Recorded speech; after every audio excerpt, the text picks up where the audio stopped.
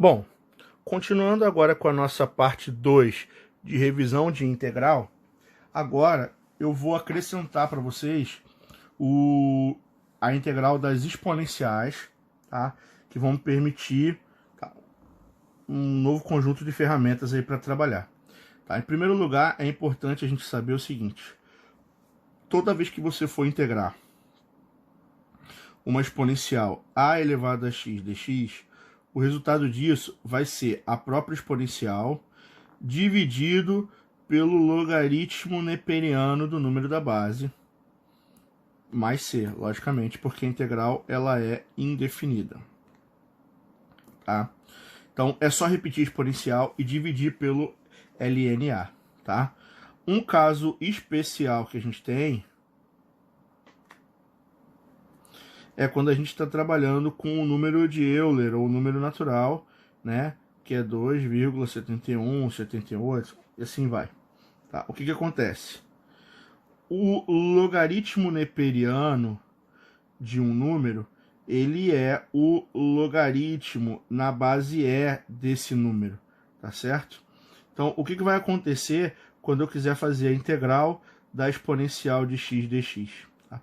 O resultado disso vai ser a própria exponencial dividido pelo ln do número que está na base, tá certo? Porém, o que acontece? Isso aqui é a exponencial dividido pelo log na base E do próprio E.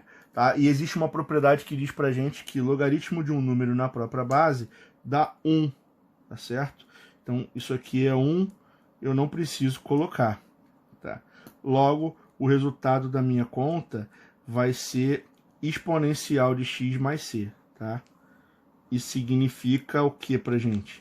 Que integral da exponencial de x é a própria exponencial de x. Não precisa dividir pelo ln, tá? Especificamente para ele, porque ele é a própria base desse ln. Tá? Então, na prática, o que vai acontecer? Ó? Integral de 2 elevado a x é 2 elevado a x sobre ln de 2. Integral de 6 elevado a x, 6 elevado a x sobre ln de 6. Integral da própria base exponencial é ela mesma. Integral de x ao cubo é x à quarta sobre 4. Integral de menos 2 sobre x, o x quando está sozinho embaixo, ele dobra, ele sobe, então vai dar menos 2 ln de x mais c, tá certo? Letra K aqui, ó, 4 elevado a x. A integral vai dar 4 elevado a x sobre lnk. 2 exponencial de x sobre 9. Como a exponencial está na base E, é ela mesma, é só repetir tudo. 5x, aqui não é elevado, é vezes. Então, como x vale 1, isso vai dar 5x elevado ao quadrado sobre 2, porque eu somo 1 e passo para baixo dividindo. Aqui, como o x está embaixo, o que vai acontecer? Troco o sinal. O x, eu vou repetir o 10 em cima. O x ele vai cair para 2x ao quadrado. Só que o 2 daqui vai cortar com 10, vai dar 5. Tá? Menos, como aqui é exponencial, 3 elevado a x sobre ln de 3 mais c. Tá certo? Aqui, não importa se esse 2 ele é constante, ele está só multiplicando. Então, depois de integrar, vai repetir. Isso aqui vai dar 2 vezes 5 elevado a x sobre ln de 5. Tá? Aqui, eu vou ter o quê? O 3 e o 8 são constantes. Então, o 3 repete em cima, 9 elevado a x também. Embaixo vai ficar 8 vezes ln de 9. Tá? Como é que a gente integra a raiz aqui? Ó? O 4 mantém a raiz quarta, ele joga para dentro, vai dar x elevado a quanto? A 13, joga para frente o 4, joga para baixo o 13. Tá? E o 81 elevado a x vai ser a própria exponencial dividido pelo log neperiano de 81. Tá? Pessoal, espero que tenha ficado bem claro para vocês. É assim que a gente trabalha com o integral de exponenciais e aproveitei para fazer uma revisão do que a gente... Bom, continuando aqui com as integrais que envolvem trigonometria, para a gente poder lembrar como que a gente faz integral trigonométrica, a gente precisa reviver um pouquinho, relembrar um pouco a parte das derivadas, entendeu? Então vamos lembrar aqui, primeiro, como que a gente calcula as derivadas das principais funções trigonométricas, certo? Vamos lá. Derivada de seno de x é igual a cosseno. Derivada de cosseno de x é igual a menos seno. Derivada de tangente de x é igual a secante ao quadrado. Derivada de cotangente de x é igual a menos cossecante ao quadrado. Derivada de secante é igual a secante vezes tangente. E derivada de cossecante de x é igual a menos cossecante vezes cotangente. Tá? Então, essas são as principais derivadas que a gente tem. O que a integral faz é justamente o caminho oposto. Tá? Integral de cosseno volta a ser seno. Integral de menos seno é cosseno. Integral de secante ao quadrado é tangente. Integral de cossecante ao quadrado é menos cotangente, porque o menos vai para lá. Integral de secante vezes tangente é a própria secante. Integral de cossecante vezes cotangente é menos cossecante. Tá certo? Então, seguindo essas ideias, a gente pode calcular aqui algumas integrais, tá? Quem é integral de seno? Integral de seno é menos cosseno. Então vai dar...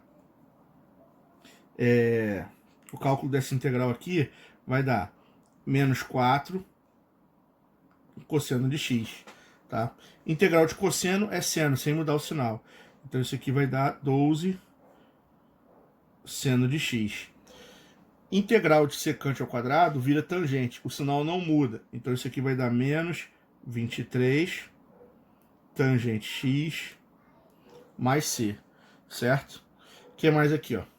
Integral de secante vezes tangente é a volta, é a própria secante. Então isso aqui vai dar 3 vezes secante x. Integral de 4 cossecante, cossecante troca de sinal, ó, vira cotangente. Então isso aqui é menos 4 cotangente x. Integral de menos 3 seno. Menos seno vira cosseno. Então isso aqui vai dar mais 3 cosseno x mais c. Certo? Integral de seno. Tá? Tem que trocar de sinal. Então isso aqui vai dar menos cosseno de x sobre 2. Integral de cosseno, não muda o sinal, então vai continuar menos 5, troca para seno de x. Cossecante vezes cotangente, tá? Troca o sinal. Então isso vai dar menos 3 cossecante x mais c. E aqui, integral de cosseno não troca o sinal, vira 3 seno. Secante ao quadrado também não troca o sinal, vira tangente, 2 tangente de x. Integral de seno, troca o sinal. Então aqui vai dar mais 5 cosseno de x. Então repara que para conseguir fazer integral envolvendo funções trigonométricas, eu preciso lembrar da tabela de derivada. Tá? Decorar todas essas integrais aqui, integral de cosseno é seno, integral de seno é menos cosseno, integral de secante ao quadrado é tangente, já é mais complicado, tá certo? Então a gente precisa fazer reviver essa tabelinha de derivada o tempo todo para conseguir fazer a integral, porque a integral é a operação inversa da derivada e vice-versa, tá? Agora é o seguinte, eu vou passar para vocês aqui um bizuzinho, tá? Uma dica para fazer derivada integral das principais funções básicas trigonométricas, seno e cosseno, certo? Só para lembrar aqui o que acontece. No círculo trigonométrico, o eixo vertical ele representa para gente o seno de x, concorda? E o eixo horizontal representa para gente o cosseno de x. Como é que funciona a divisão de sinais, tá? Na vertical, para cima é positivo, para baixo é negativo. Na horizontal, para a direita é positivo, para a esquerda é negativo. O que acontece aqui? Se você seguir o sentido do relógio, você está derivando, tá certo? Quem é derivada de seno é cosseno. Quem é derivada de cosseno, menos seno. Quem é derivada de menos seno, menos cosseno, e assim vai. Agora, se você segue o sentido anti-horário, você está integrando, ok? Isso significa o quê? Que você pode usar o próprio círculo trigonométrico para conseguir, tá, conferir os sinais de derivada integral de seno e cosseno. O que eu faço? Toda vez que eu preciso fazer um exercício de integral, que eu começo a ter, ou derivada, que eu começo a ter muito seno e cosseno para fazer, para que eu evite me enrolar um pouquinho, eu marco um círculo pequenininho, e aqui eu boto aqui, ó, seno, cosseno, marco aqui, mais, menos, para eu não esquecer. Se eu seguir o sentido do relógio, eu estou derivando. Se eu seguir o sentido anti-horário, eu estou integrando. Tá? Então, guarda essa simbologiazinha. Você pode fazer no canto de qualquer folha, de qualquer papel. E isso serve para você lembrar a integral e a derivada do seno e do cosseno sem trocar o sinal, sem perder um pouco o foco dos meus exercícios. Beleza? Então é isso aí.